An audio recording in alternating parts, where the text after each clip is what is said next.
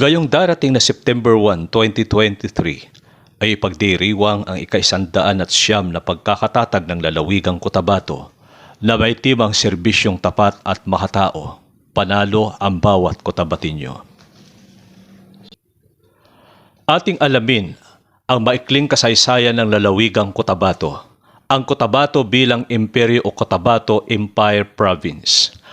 Ang nasasakupan ng orihinal na lalawigan ng Cotabato ay ang dating teritoryo na kinabibilangan ng Cotabato, Timog Cotabato, Maguindanao at Sultan Kudarat, baging ang lupaing nasasakop ng General Santos at lungsod ng Cotabato.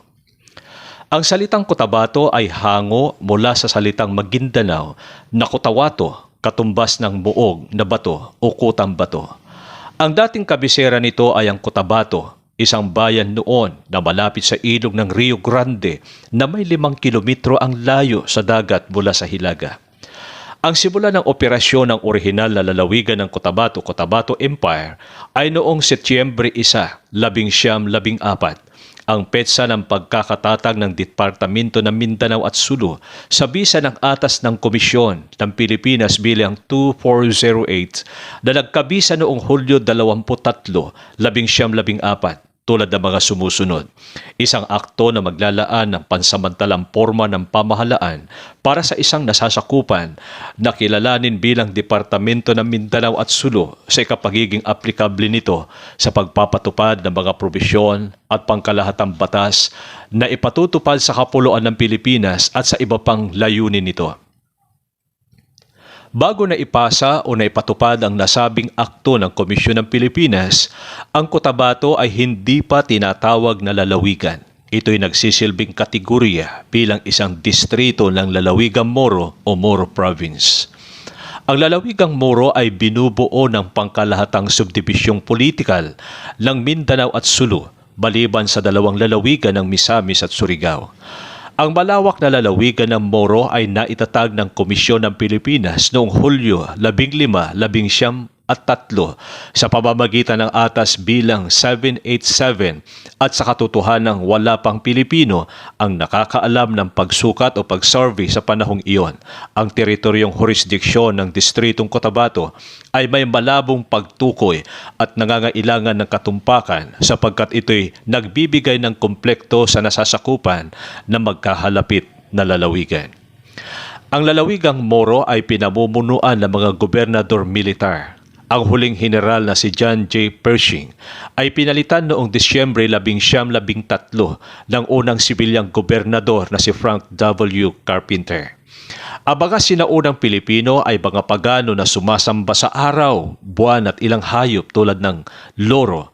Ang Islam ay pinakaunang imported na relihiyon sa Cotabato.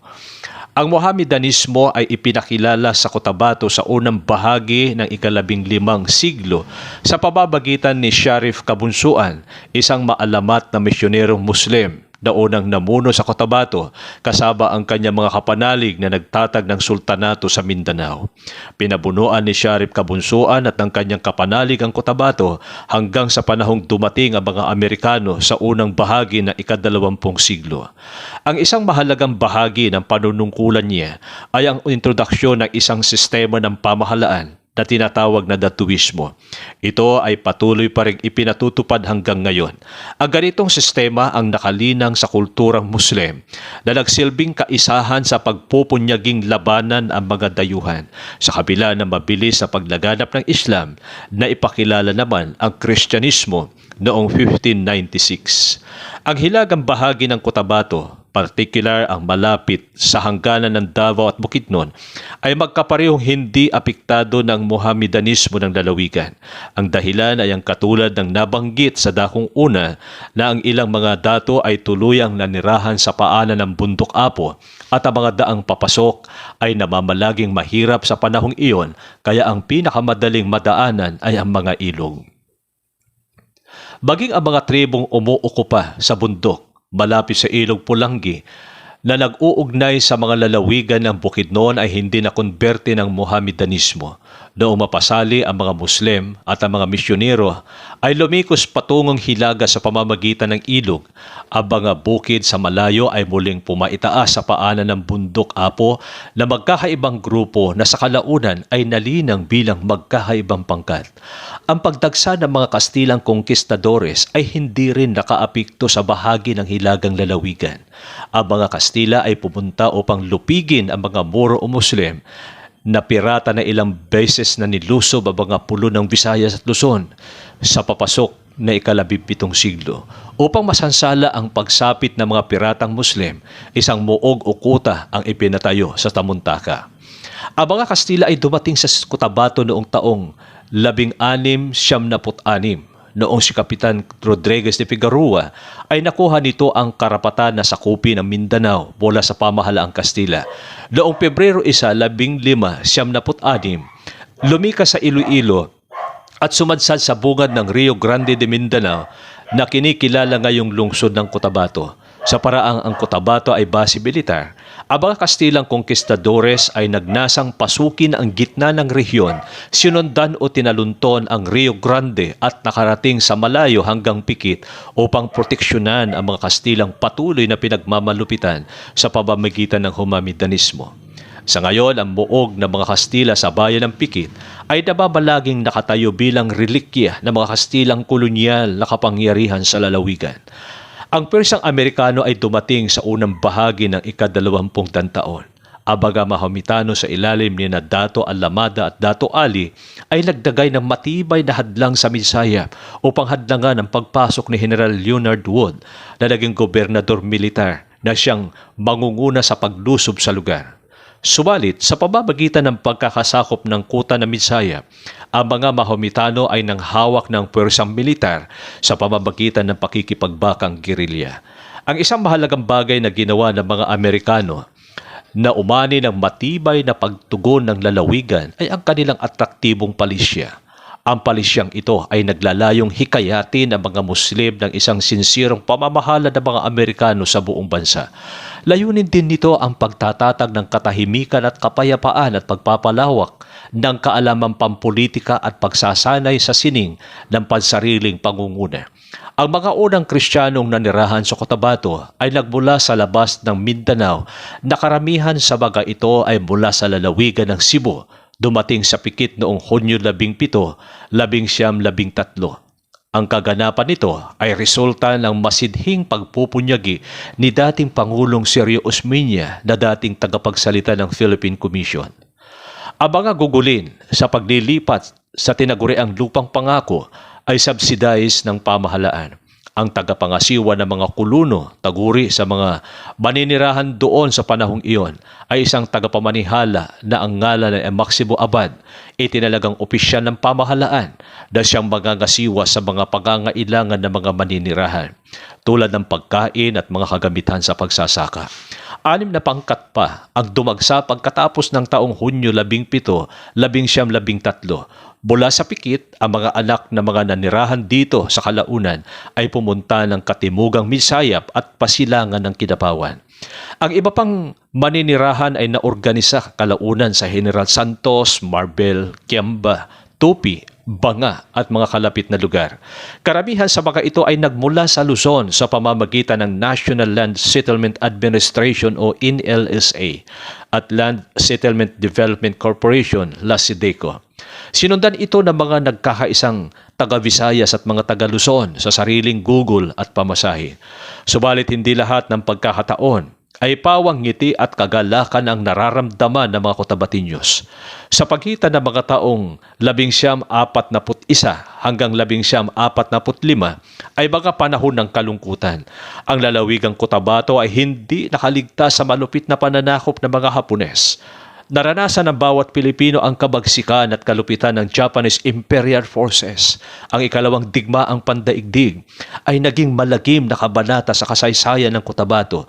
Subalit nagpatuloy ang pag-unlad nito at bumalik sa dating gampani ng pamahalaan pagkatapos ng liberasyon sa pamamagitan ng puwersang Amerikano sa pamumuno ni General Douglas MacArthur.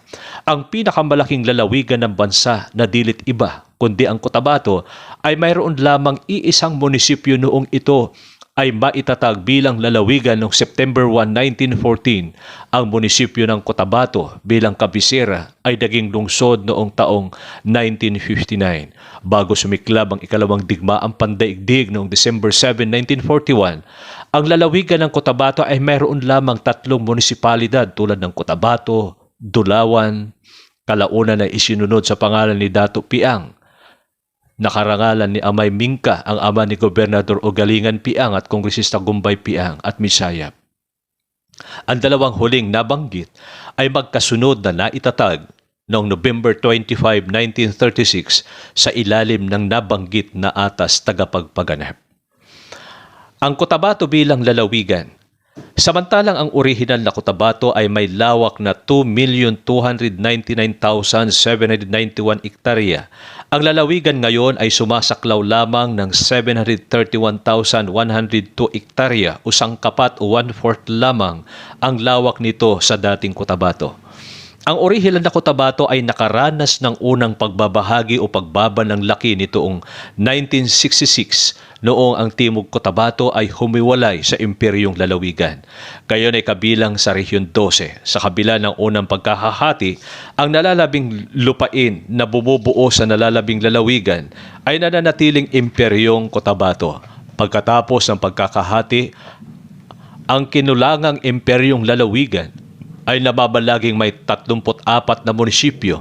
Ang isa sa mga ito ay ang Carmen, na mas malawak kaysa sa lalawigan ng Tarlac.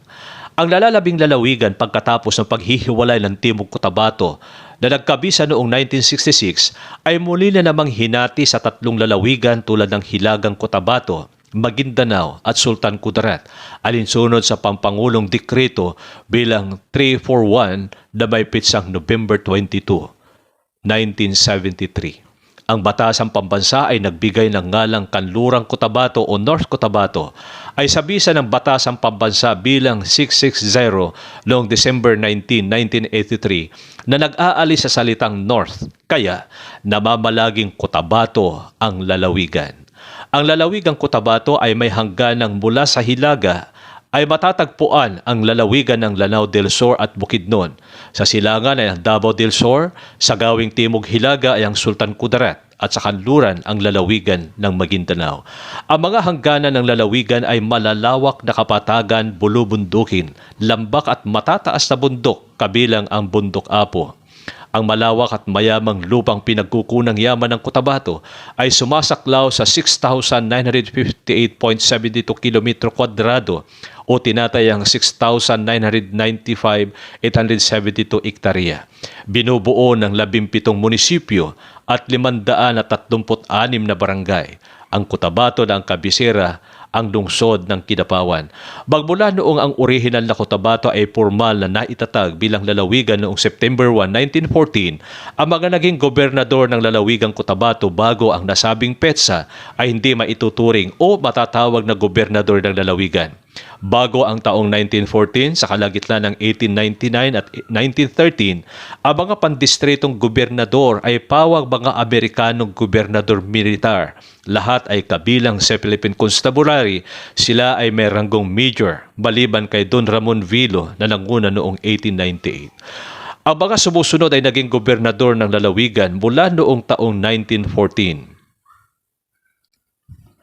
Frank W. Carpenter na nanungkulan noong 1914 hanggang 1917, C.B. Carter 1918 hanggang 1919, Jose M. Onson 1920 to 1921, Dionisio Gutierrez 1922 to 1937, Jose M. Cue 1938 to 1940, Alfonso Pablo 1940 to 1941, Dato Duma Sinswat 1942-1944, Barcelino Concha, Liberation, Salipada Kipindaton 1944 to 1945, Dato Ugalingan Piang 1945 to 1946, Dato Udtog Matalam 1946 to 1949, Dato Duma Sinswat 1949 to 1954, Primitibo Buagas 1954 to 1955, Dato Udtog Matalam 1956 to 1967, Simeon A. Datumanong 1968 to 1971, Carlos B. Cahilo 1972 to 1984, Nicolas Diquiña 1984 to 1986, Rosario P. Diaz MD appointed 1986 to 1987, Rosario P. Diaz 1988 to 1998, Emmanuel F. Piñol 1998 to 2007, Jesus Sakdalan 2007 to 2010, Emilio Lala Talinio Mendoza 2010 to 2019, Nancy A. Katamko 2019 to 2022, at sa kasalukuyan, ang namumuno sa lalawigan ng Cotabato ay dilit iba kundi ang kagalang-galang na Emilio Lala Talinio Mendoza na nahalal noong 2022. Ang lalawigan ng Cotabato ay tahanan ng maraming etnikong pangkat na kinabibilangan ng mga Manubo, Tiboli, Bilaan at Maguindanao. Sa mga nabanggit na kulturang grupo, ang siyang bumubuo sa 18% ng populasyon at ang karamihan sa mga ito ay galing ng Luzon at Visayas. Ang lalawigan ng Cotabato ay matatagpuan sa gitnang bahagi ng Mindanao. Ang mga hangganan nito ay nasa bahagi ng hilaga ng lalawigang Lanao del Sur at Bukidnon. Sa silangan ay lungsod ng Davao, sa katimugang bahagi ng Davao del Sur, sa kanluran ng Maguindanao at sa bahaging timog kanluran ng Sultan Kudarat. Ito ay may lawak na 590 hektaryang lupain. Ito ang komponenteng lungsod nito ay ang Kidapawan.